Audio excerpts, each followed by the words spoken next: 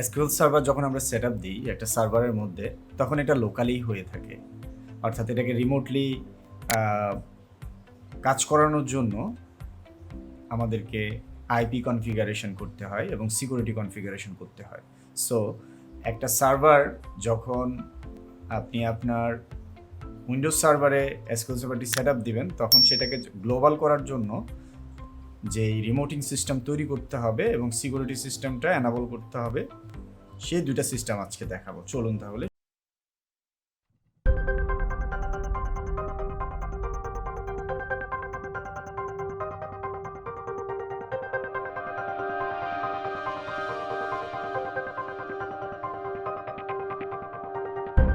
শুরুতেই আমরা সার্ভার ম্যানেজারে গিয়ে টুলস, এখানে কিভাবে আসবেন, স্টার্ট মেনুতে যাওয়ার পর সার্ভার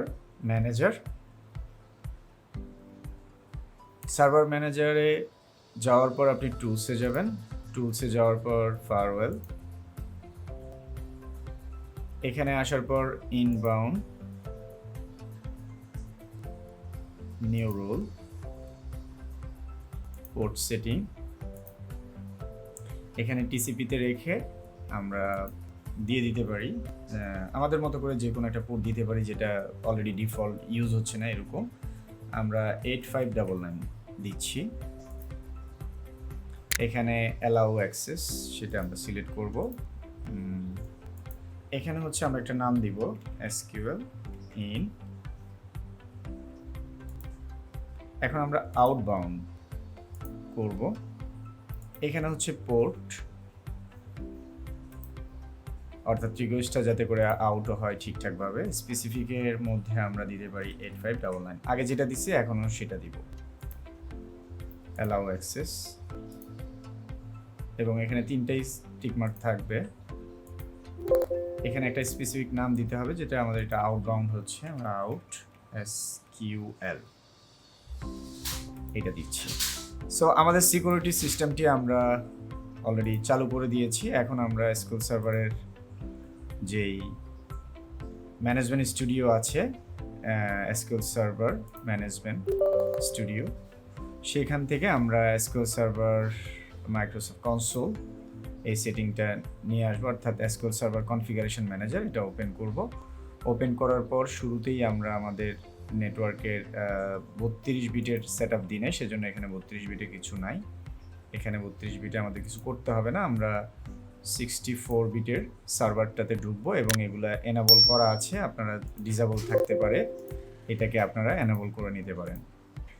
এনাবল করে নেওয়ার পর শুরুতেই ডাবল ক্লিক করে এখানে হচ্ছে ইয়েস অপশন থাকবে, এবং আইপি অ্যাড্রেসে ক্লিক করে এখানে সব সময় একটা জিনিস আমাদের খেয়াল রাখতে হবে, সেটা হচ্ছে IPv4, এখানে ইয়েস থাকবে, এখানে ইয়েস থাকবে, এবং এখানে আপনার সার্ভারে যে আইপিটা আছে সেটা দিবেন।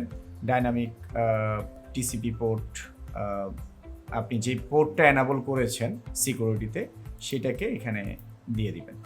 এবং IPv6 এর ক্ষেত্রেও আপনি দিতে পারেন, যেহেতু এটা IPv4 এর ভার্সন, সেই ক্ষেত্রে আপনি এখানেও 6 ইএস দিয়ে আপনি আইপিটা দিয়ে রাখতে পারেন।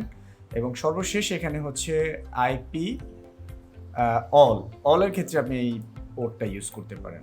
সো এইটাকে যদি আমরা একটু চেঞ্জ করি, দিয়ে অ্যাপ্লাই, এখানে অবশ্যই আপনাকে সর্বশেষ সার্ভারটি স্টপ করে আবার স্টার্ট করতে হবে।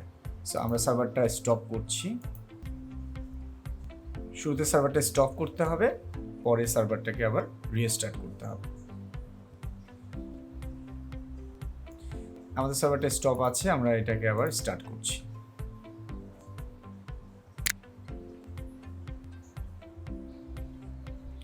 সো আমাদের এইটুকু সেটিংস, আর এখানে হচ্ছে সেম জিনিসই, এখানে যেই টিসিপি আইপি এনাবল আছে এখানেও আমরা সেই পোর্টটা ব্যবহার করব। সো এই হচ্ছে আমাদের সেটিংস। এখন আমরা দেখি আমাদের সার্ভারটা রিমোটলি, অর্থাৎ ইন্টারনেটের মাধ্যমে সার্ভারটাকে পাওয়া যায় কিনা, সেটা আমরা এখন দেখব। আমরা এখানে দেখতে পাচ্ছি আইপি দিলাম, আর এখানে হচ্ছে খুব ছোট করে বলা আছে, এটা হচ্ছে কমা দিয়ে ওই পোর্টটা দিবেন। অর্থাৎ আপনার সার্ভারে যে আইপিটা থাকবে সে আইপি, তারপর হচ্ছে কমা, আপনি সেই পোর্টটা ব্যবহার করবেন। কমা, কোলন না, কমা।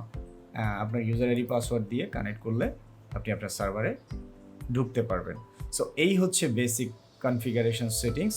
এখন এটা যদি আমরা অন্য কম্পিউটার থেকে রিমোটলি কানেক্ট করতে চাই, তাহলে আমরা আরেকটা কম্পিউটারে আসছি। আসার পর এখন আমরা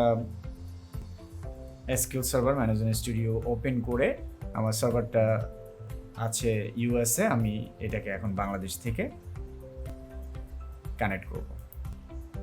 সো সেক্ষেত্রে আমার আইপিটা লাগবে। আমরা আইপিটা দিলাম, ইউজার ছিল এসএ, আমরা পাসওয়ার্ড দিলাম। তাহলে এখানে যে আইপিটা দেখা যাচ্ছে সেটা আমরা রিমোটলি যাতে করে পাই সেজন্য এখন আমরা কানেক্ট দিচ্ছি। এখন অন্য জায়গার একটা সার্ভার আমি নেটওয়ার্কের মাধ্যমে আমি এখন সেই সার্ভারটা অ্যাক্সেস করতে পারছি। এখানে আমি সেই ডাটাবেসটাও ব্যবহার করতে পারছি। এখানে যদি আমি একটা টেবিল তৈরি করি এখন, তাহলে সেটা পেয়ে যাব। সো SQL সার্ভারের এই সুবিধাটা নেওয়ার জন্য অবশ্যই একটা রিয়েল আইপির প্রয়োজন হয়, এবং রিয়েল আইপি না হলে সেটা কোনোভাবেই সম্ভব না। টেবিল 1 নামে আমরা একটা টেবিল করেছি। এখন আমি আমার সার্ভারে চলে আসছি। আসার পরে এখানে আমার টেবিল 1, এখানে আমি একটা টেবিল অটোমেটিকলি পেয়ে গেছি। ওখানে বাংলাদেশ থেকে করেছি, আমেরিকার সার্ভারে গিয়ে অটোমেটিকলি হয়ে গেছে। সো এটা হচ্ছে কনফিগারেশন সেটিংস। সো এইভাবে আপনারা কাজ করতে পারেন। সবাইকে ধন্যবাদ।